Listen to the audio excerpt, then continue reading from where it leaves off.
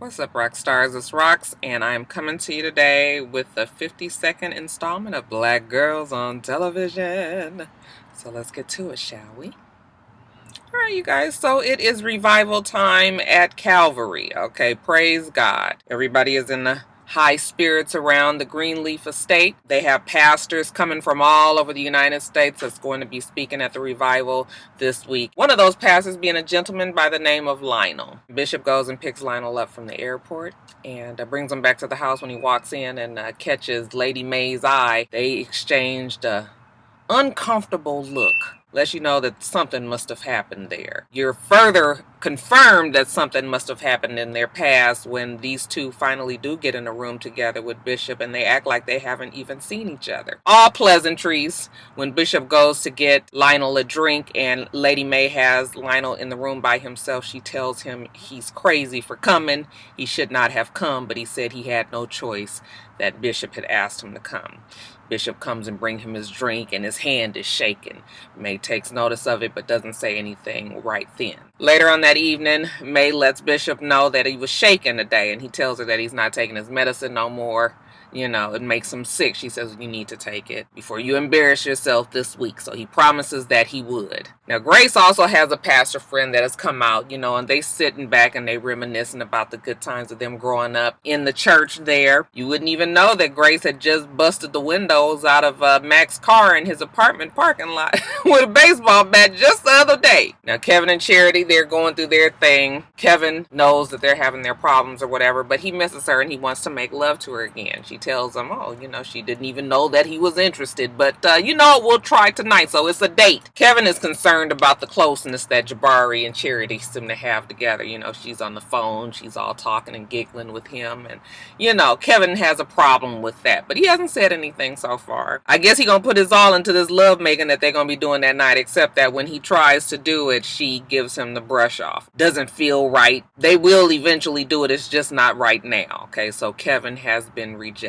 Now, on the first day of revival, before they're going to go out to church, Bishop tells Lionel about Skanks and how Skanks is supposed to be Daryl James' son, and how Skanks has it out for Calvary that he is going to make Bishop and that church a living hell. Okay, Lionel says, well, you know, I can, you know, make a few calls. My son works for the zoning board. You know, he can come and hold up the project long enough where they can't get anything done. How about that? Bishop says, let's do that. Bishop goes out to service and he's happy. It's revival. It's a time for recommitment, renewal, time to reconnect with your Lord. Charity gets up there and sings with Jabari, and you know, they're quite close and intimate, even as they are up there on the stage singing a gospel song. Kevin is watching from the congregation. Of course, he is not happy about this. When pastor has his first guest pastor come up and speak, which is J. Anthony Brown, which nobody ever will believe would be a pastor. I was just like, now I can see him as a crook. I can see him in any other way, but not a pastor. Anyway, he gets up there and he's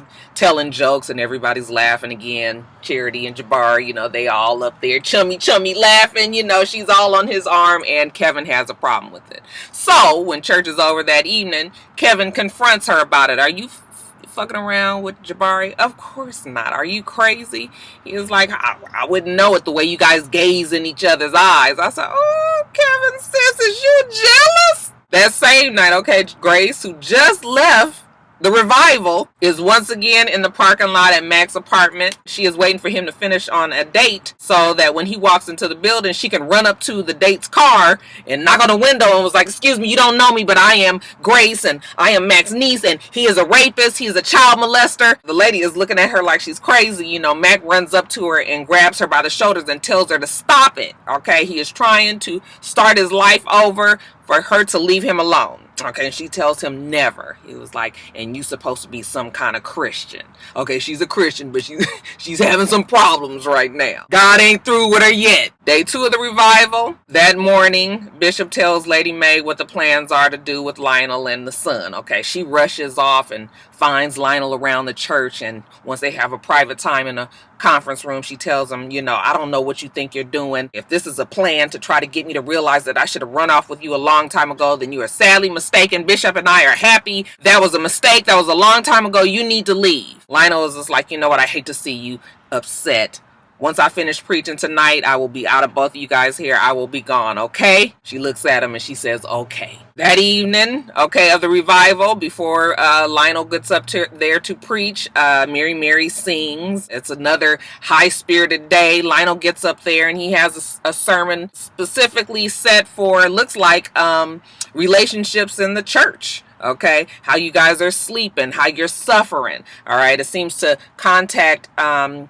mean a whole lot to Lady Mae and Kevin especially. Even Bishop notices that Lady Mae is emotional watching Lionel preach. But after the service, it's back to business. You know, Lady Mae meets with Lionel and Lionel's son and the rest of the pastors, and Bishop and Aaron, that's the son's name, he lets them know what his plans are, you know, just to keep filing injunction after injunction, so much so that Triumph 2 won't be able to afford to keep fighting them, and they essentially run out of money and cannot build a new church. Okay, so that is what they're going with. May says, let's do that immediately. Now this night, second night of the revival, you know, I guess Kevin is feeling like he's gonna try it a different way this time. He ain't gonna ask for it, you know, he gonna get in the bed and get on top of her and go to work then. Except again, Charity is not feeling it. She says that it doesn't feel right, it doesn't feel natural anymore, she can't do this anymore, and that it's over. I said, oh damn, I didn't expect her to just kind of cut it that quickly. I mean, fuck, the show was just on episode 4, but I guess she was just like, ain't no sense in us carrying this on. And I guess Kevin must have realized it because he didn't put up any fight. The next morning when they wake up, he says, well, what are we going to tell everybody? And she says, nothing for now. Okay, we'll figure it out as we go. Now, this is the last day of the revival. Again, spirits is high in the church. You know, Bishop gets up on the altar and he is preaching. He feels recommitted. He feels reconnected. He feels renewed. He feels revived. Okay, he wants everybody to have that same feeling. He opens the doors of the church. You know, come to Jesus. This is that moment. Sophia, who has been watching different videos of her mom singing when she was younger and when she was in a group, and has just taken a certain interest in the church as of late. She gets up. She wants to rededicate her life to God. Grace is very taken aback and she's very happy for her daughter. Her daughter tells Bishop that she wants to be baptized right then and there. So they baptize her right then and there. I was so afraid that Bishop was going to start shaking and drop her in that pool. I was just like, oh my goodness, when he told her to hold her nose and he took her back in the water. That's terrible. I know y'all thought it too, but you know, he bring her up successfully and she is renewed in the spirit of the Lord. After the baptismal and you know, Grace is standing in the vestibule, you know, her daughter comes rushing out and tells her how happy she is. You know, it's a feeling that she can't explain, but she feels infinite. And Grace is happy for her, but she's still troubled. I forgot to tell you guys that Mac called the police on her. Okay, she was talking to her friend, and her friend was like, you know, why are you not preaching anymore? And she was just like, yeah, I'm not really feeling, not feeling called to it just yet. And her friend was like, well, what's going on? Well, what's going on is Grace is obsessed with this whole Max situation. Like I said, he called the police on her while she was talking to her friend, actually, and they tell her, this is a warning. He's not pressing charges yet, but if you keep on harassing him, he will do so. Okay, Grace again is like, you know, he's a rapist. They were like, it's not our concern right now. He hasn't done anything right now. He's not being charged for anything, so you need to stay off of his street. Okay, so now that all that has happened and she's in the vestibule and she's standing there, everybody has left the church, a woman walks in and Grace thanks her for coming and says that she has a solution. Not quite sure what this is, who that lady is, why she's there, or what the solution might be, but Grace seems to feel like this might be the answer to all the issues that they are facing. And lastly, May is thanking Lionel for coming out and participating in the revival. You know, she's all pleasantries and appearances. She loved the sermon. It was something that she needed to hear. You can tell that she's glad that he's leaving. He thanks her for letting him come as well. Bishop is coming out with the son, Aaron, and he was like, May, I got a plan. I got a plan. Okay, tell him, son.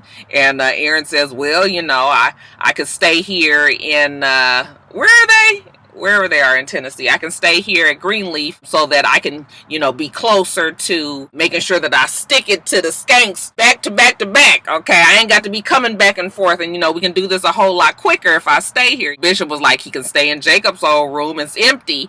And you know, May is looking around like, I thought I was gonna be done with this whole family. Okay, she looks at Lionel, he looks at her, you know, he kind of smirks. Yeah, you're not quite finished with them just yet. What can she say but okay, which is what she says. Okay, so Bishop tells him to go pack a bag and come on back to Greenleaf. So they all walk off, they're happy, and May is just standing there looking like she doesn't need the temptation. Oh, the devil is a liar, May. The devil is a liar.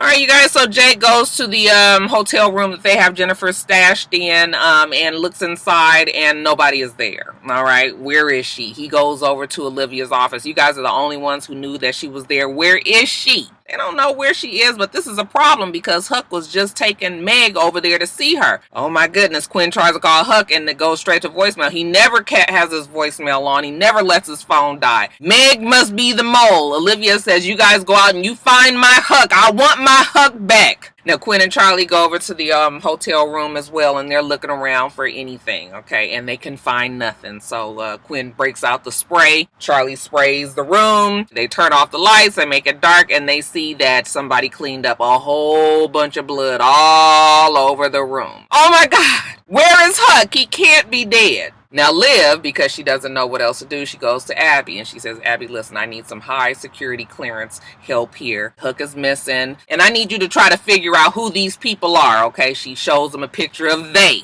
Ponytail, they, and the man. And Abby looks at him and she was just like, yeah, I don't know who they are. She said, yeah, I know you don't know who they are. I'm just saying, have the FBI check it out. And Abby was like, look, they're busy with the assassination. And Liv was like, are you listening to me, Ab? I'm talking about Huck, our Huck. He could be out there dead anywhere. We have got to get on this. And so Abby says, you're right. I will get them to check. Meanwhile, Huck is in the trunk. He's in the trunk with Jennifer. Jennifer is dead. Huck is not dead. Okay, he wakes up and he hears that he's in the trunk. He's trying to figure out how to get out. Meg, I thought that she was going to set the car on fire. I thought she was actually going to try to bury them or something, but it turns out she is pushing the car over the cliff and into some water. Huck is now submerged in water in the back of her car. He is trying to figure out how to get out. Now remember, he's in very close quarters with Jennifer. He also has been shot, so he is bleeding, and he's trying to get out of there. Now his mind starts to go, and he starts to, in his subconscious, the gladiators are all there and they're trying to help him get out. What kind of car is it? It's a Camry. They help him figure out that, you know, he needs to try to go through the car and open the windows. Okay, he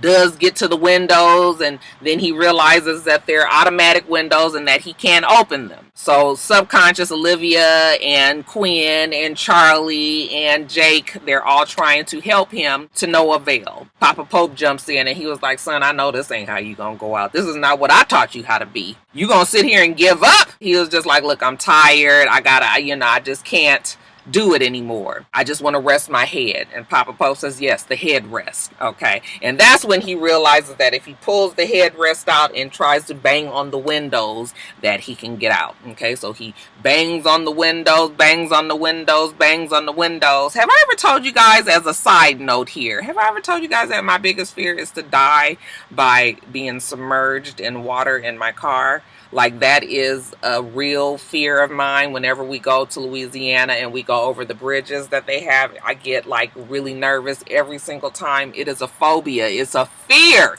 So when I was watching this whole little scene, I was just like, oh, it was unnerving for me because I just hate to see scenes like that. It's a fear. Anyway, he breaks the windows open, and so he is able to get out of the car. He swims up to the surface, and he's now able to breathe. He's treading water. Land is quite a ways away. Now, he probably could swim it easily if he wasn't shot in the damn stomach a few times, but because he is so weak, he doesn't think that he can do it, okay? I said, Huck, baby, you got to swim over there. You cannot drown after you done went through all of that. Back at D.C., Abby calls Ponytail they, and she was just like, where is Huck? Ponytail they was like, Huck is dead, okay? And quit fucking calling me. I don't know what you thought. You was stomping with the big dogs, so we was not playing. Now, you wanted Cyrus, free. We told you to give us Jennifer. It was a straight trade. Jennifer for Cyrus. Don't keep asking me all these fucking questions about Huck. Side note again, somebody told me that the ponytail they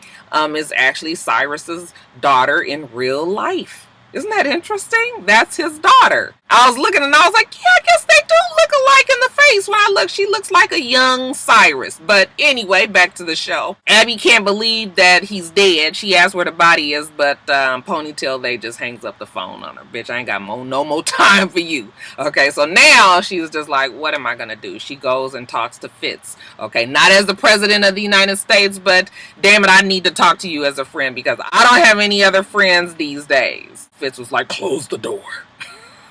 He's always so grave. So now the search for Huck is on. Marcus comes by the office to help.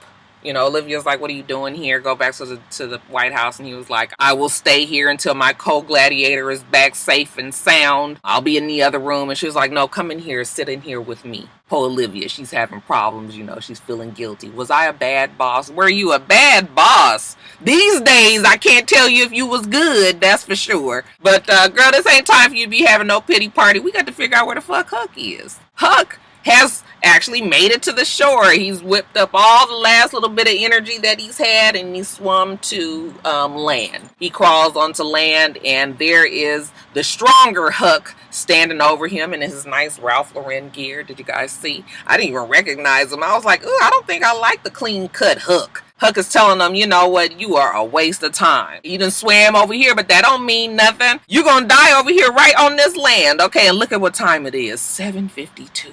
7:52. You know what? It's gonna be dark soon. You was probably safer in the fucking trunk because the coyotes are gonna come and eat your ass up. You know, Huck is trying to tell his conscious, strong Huck, no, they're looking for me. He's like, they ain't looking for you. Huck was like, they are looking for me. Please leave me alone. Go away from me with this. Now Quinn, okay, she's very determined to figure out where Huck is. Okay, he wouldn't use the iCloud, you know, he doesn't do all of that. He needs more of a hard backup. Okay, and so she finds that he has hidden his laptop in the heating ducts, used to be where a heater was, in the wall. So she takes the laptop back to Olivia, and child, we don't know what's on the damn laptop, but Abby gets to Liv's office, and she's walking up to Liv, and Liv, you know, she got that determined walk with the laptop in her hand, and she walks up to Abby, and she slaps the fuck out of her. Pow! She said, what did I tell you? Okay, Abby tries to say something, and she slaps her again, and then pow! I said, ooh, the fire girl child out that child's face. Abby holding her face, she said, what did I tell you? Do not cross me again. Okay, and she holds the laptop up to Abby, and it is a picture of Ponytail they and Meg and Abby having some sort of covert meeting in the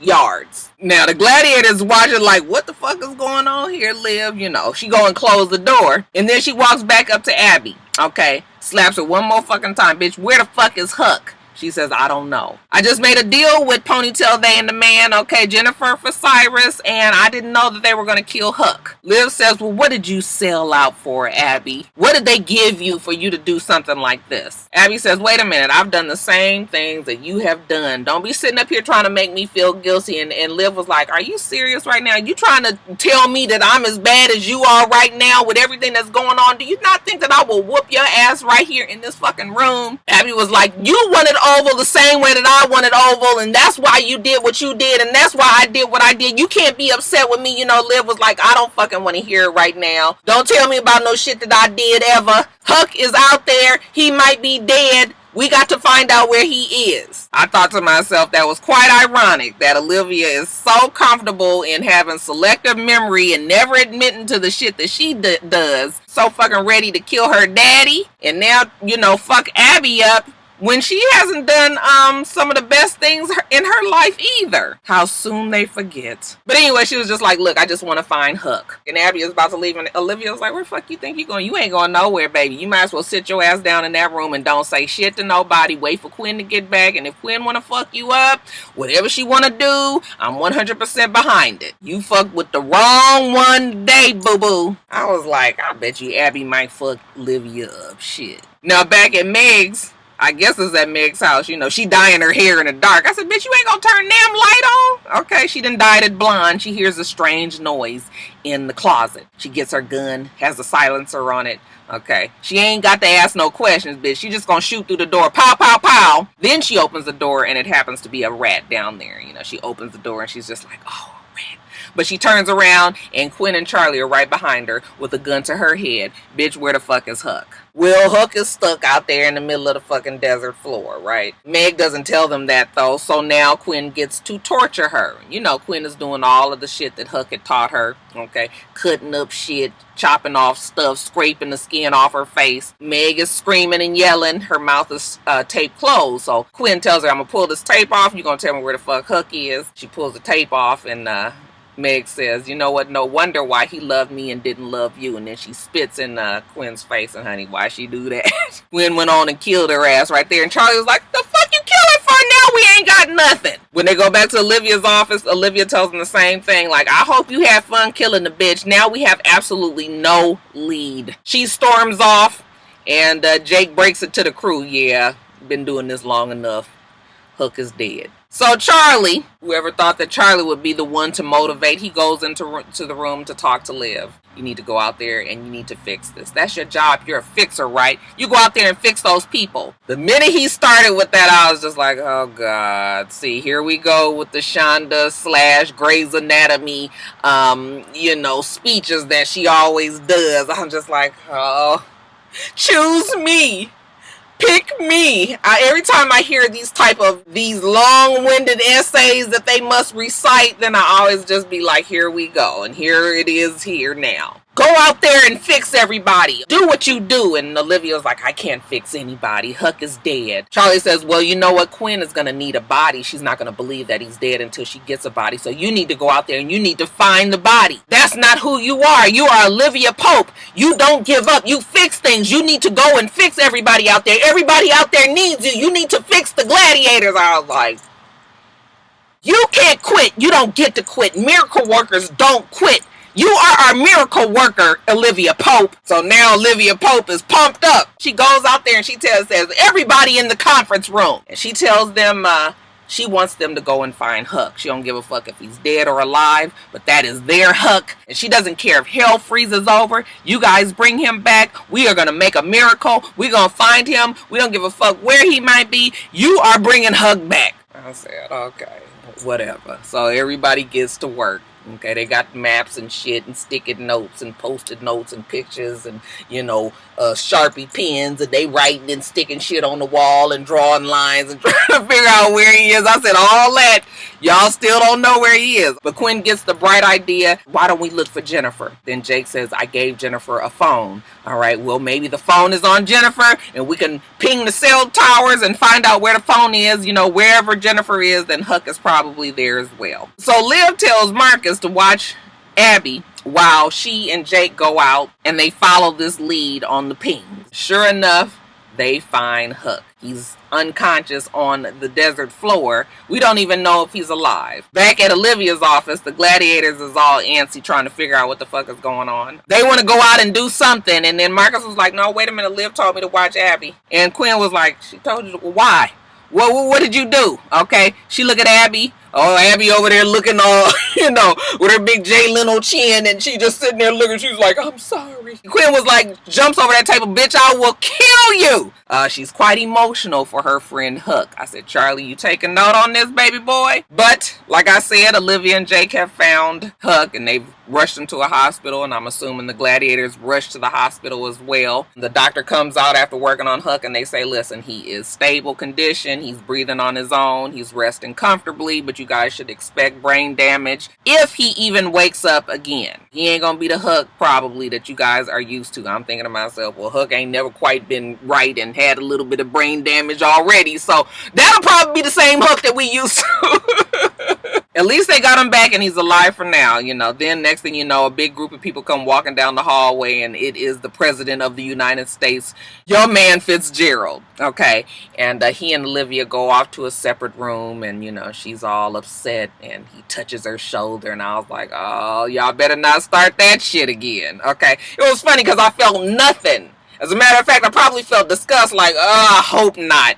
But, you know, he was just there to comfort her. You know, I'm sorry about Huck. Is there anything that I can do? You know, she was just like, there's nothing that you can do. He was like, how's the gladiators? You know, she says they'll be fine. They'll rely on each other. And then he says, well, how's Abby? And she was like, who gives a fuck about Abby? And he was like, look, Abby told me everything. And she was like, well, that was not right, because now you know a secret. And, you know, if you keep that secret, you're going to be committing treason. And he was just like, listen, it's fine. Okay, now I know we done all been in the president's office, and we know all the shit that go down up in there. So that's why you need to forgive Abby, because we done all did some fucked up ass shit. All right, you know how the power pulls you. Okay, and Abby just fell victim to it as well. You can't keep being mad at her for doing the same shit that we did. Okay, Olivia just looking at him like, I don't really think so. But I guess she thinks about it. And while she's not quite ready to say I'm sorry to Abby just yet, we see a guilt-stricken, crying Abby outside of the hospital on a park bench. And Olivia does walk out there, sits next to her,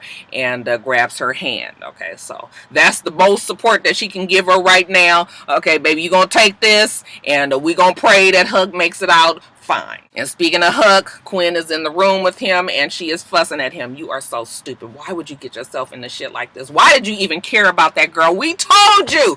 Okay, you have a blind spot. You have a blind spot for love. You need to realize that the people that love you are the ones that are right next to you, considering she is standing right next to him. I'm assuming she's talking about herself. Then she feels bad for fussing at him as he's comatose on the bed. So she says, you know what, I'm sorry. I will watch your back. I know you have the blind spot. I will cover for you in your blind spots. Okay, I just need you to wake up. Please make it. And then when she is walking out the room, we hear Huck take a gasp of air. His eyes kind of fluttering open, you know, and he's stirring. So she turns around and she realizes that her Huck is responding to her. And she grabs his hand and she lays on his chest and kind of lays in the bed with him. And then the camera pans to the window and Charlie is there. And Charlie is looking. I say, yeah, Charlie, you better take note. Look like you about to lose your girl to Huck. Alright, you guys, so that is it. Make sure that you rate, comment, and subscribe to the channel. I'm itsrox. The channel is for itsrox. Everything else I do will be in the bottom bar. Alright. So I hope that you have a wonderful, wonderful rest of your day. I plan on doing the same. Till next time, Roxstars. Bye.